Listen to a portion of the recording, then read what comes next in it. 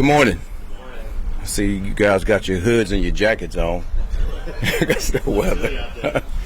Yeah, but I want to start on the injury front and make sure I give you guys an update on some of the guys. We actually have three guys of note. One is Quentin Williams. He has a calf, and we want to make sure that like this precautionary. We want to make sure that this player is going to be good. All right, so we know what he's all about. We know what he can do, and listen, we wanted to hold him out, and we'll see how that goes. All right. Next guy, John Simpson. He has a back. He'll be just fine. Again, another precautionary, holding him out, maybe a week or two with him. And the last guy is our rookie, Malachi Moore. He has an oblique strain, so he'll be just fine. Guys that we're happy to see coming back, you guys saw Braylon out there today, so he's moving around well. Other than that, man, I thought practice was one of our better practices, and the reason why is because we had a number of situations that are very critical for us, especially on the offensive end, of understanding exactly how you have to operate in those situations. I thought our offense did a really good job of that. Not saying the defense was bad, but I thought our offense executed the way they need to execute. So, and we're going to continue those things. And the one thing that I want to continue to hit on is the penalties. We start the day out with too many penalties. And those are the pre-snap penalties. You guys heard me talk about that, and I'm going to hone in on that. I told the guys, yes, take it personal when I get mad at you in that situation, because those things lose games, which I already talked about, and the guys understand that. So they do take it personal, but they understand they take it personal to improve. All right, understand taking personal to get mad at me. They take it personal to improve. So I'm happy about that. Again, I thought it was a good, crisp practice, and we're looking forward to how we're going to practice tomorrow.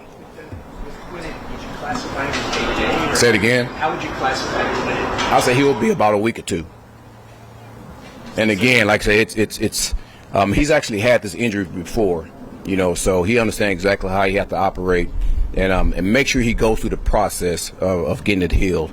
And again, he'll be just fine. Specifically with Justin, what did you see out there from him? Command, understanding exactly where the ball needs to go, and probably more than anything, understanding the situation in those situational periods of making sure you get the ball out of his hands so we can get off some points. How'd you feel like it seemed like Arian Smith was making some plays today and getting open? Like, how happy are you with his progress? The guy that can't catch? What you guys say? So I thought he did a really good job, and he's continuing to improve. He's not where he needs to be, all right, but he's doing a really good job for us. Obviously you see the speed out there, that player, but the thing that shows up to me more than anything is his ability to catch in traffic, and also his ability to understand exactly who he has to attack when it comes to blocking, and being pretty physical when it comes to that aspect. Fuentes is another guy that's kind of stood out the last few days. Yes, he has. What you see from him over this stretch? He has really good coverage ability. He's tough. He understands where he needs to be in zone. And, man, you just see him mature from OTAs to now. It's been really good. And I told him that the other day, actually, that he's really improving. And, listen, don't rest on your laurels right now. I mean, sometimes when you hear the head coach come and tell you that you're doing well, that's when you think you made it. I want those guys not to think like that at all. Man, you still have more to do. He's still a young player, so we're looking forward to seeing how he progresses through camp. In the spring, you mentioned how you thought Jeremy Ruckert was a guy that you could get more out of, yeah. Could do more. Where have you seen him improve? What do you still need to see from him? Yeah, I think you saw today in the passing game where he can be a factor. And the one thing that I like more than anything, man, he's a true wide tight end, meaning he's a guy that can get in line and move people off the ball. And he's shown that in practice. And to be able to have a 6 technique standing in front of you, a man that's 280 pounds, and be able to block that man is hard to do for a tight end. And he's been doing a pretty good job of that. So, listen, there's more for him to improve on, but I like where he's going. It looks like Mason's more of the pass catcher of the group. Can Jeremy get to that? Listen, it's natural for Mason because that's all he's really done for the most part. They asked him to do it at LSU. We asked him to do more things.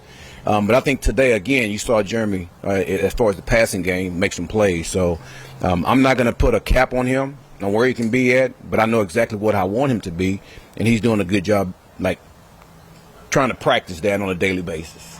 With With Jamie and Sherwood, can you describe how your view of the linebacker position has changed? I mean, when you played, they were 250 pounds, like Mo Lewis, and now they're obviously smaller.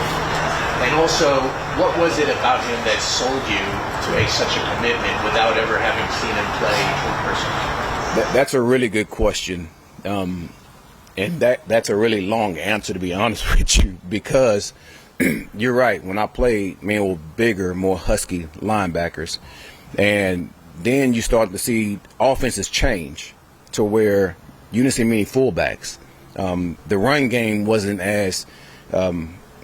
like it. The run game back then was totally different than it is now. All right, and I'm gonna talk about that again. But then you start seeing 11 personnel really take over. And you start seeing these tight ends coming in the game that are more receiver. You start seeing these backs coming in the game that are more receiver-like. So now you got to get guys that can cover those guys. And then the linebackers start getting smaller. But I think what offenses start to see when they saw that, because now the run game's coming back.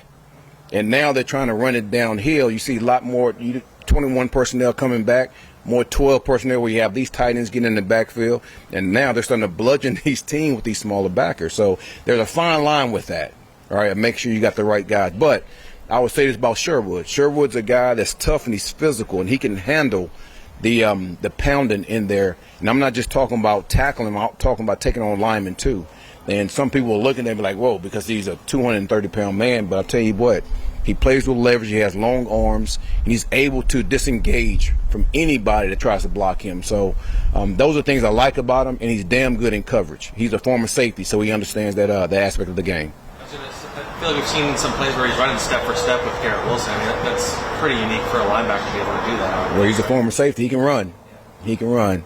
And Garrett probably not running as fast as he can either. So, but yeah, sure has some speed to him. Quincy Williams is the guy that said he's working on being more of a leader and just being more vocal. Just what have you seen from him throughout the time that you've gotten to know him? Listen, I love every player that we have on this team. And he's a guy, I'm just real attracted to players like him. And when it comes to defense, again, he's tough, he's physical. Man, he has an edge to him that I like. Nothing brings him down. He's always ready to go. And he's going to have a really good season for us. Some of the things that we're going to do with him. And he does. He's a leader by his ability to talk and get guys going, but it's the way that he play that he leads more than anything. He is always on go, and you guys have seen that from the way he goes out there and plays. So I love that player. I love everything about him. He fits everything that I want to do when it comes to defense. I expect him to have a really good year. Take a couple more. Will tomorrow's practice be any different, AG? That's good. Sometimes there's scrimmages in the past. Say again?